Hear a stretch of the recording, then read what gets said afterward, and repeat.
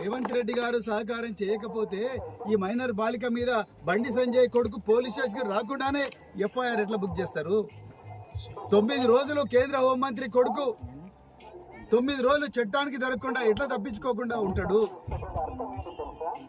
మీరు మమ్మలను జడ్జి మమ్మల్ని పోలీస్ ఆఫీసర్ అంటున్నారు. నిజంగా మా చేతిలో మీరు ఈ రాష్ట్ర హోంశాఖను పెడితే, ఈ రాష్ట్ర ప్రభుత్వాన్ని పెడితే ఏం జరగబోతుందో ఇవాళ తెలంగాణ ప్రజలు చూస్తా ఉన్నారు.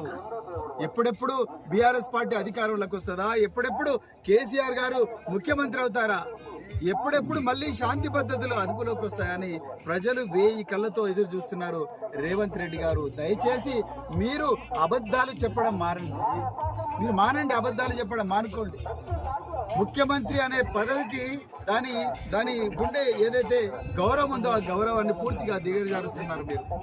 అందుకొరకే మరొక్కసారి ఈ రాష్ట్రం ఉండే మహిళల తరపున, మైనర్ బాలికల తల్లిదండ్రుల తరపున మళ్ళొక్కసారి కేటీఆర్ గారికి, తెలంగాణ బీఆర్ఎస్ రాష్ట్ర సమితి వర్కింగ్ ప్రెసిడెంట్ కేటీఆర్ గారికి అందరి తరపున నేను హృదయపూర్వక ధన్యవాదాలు తెలుపుతూ, మరి వారి ఆదేశాల మేరకు, వారి మార్గదర్శనం మేరకు ఈరోజు రాష్ట్ర వ్యాప్తంగా ఈ మైనర్ బాలికలకు న్యాయం జరగాలని, ఇలాంటి దుర్మార్గులు ఉండాల్సింది జైళ్లలో అని, సభ్య సమాజంలో కాదని పోరాడుతున్న బీఆర్ఎస్ శ్రేణులకు, మేధావులకు, కవులకు, కళాకారులకు, ఉద్యమకారులకు, తెలంగాణ ఉద్యమకారులకు, మీడియా మిత్రులందరూ కూడా హృదయపూర్వక ధన్యవాదాలు తెలుపుతా ఉన్నా.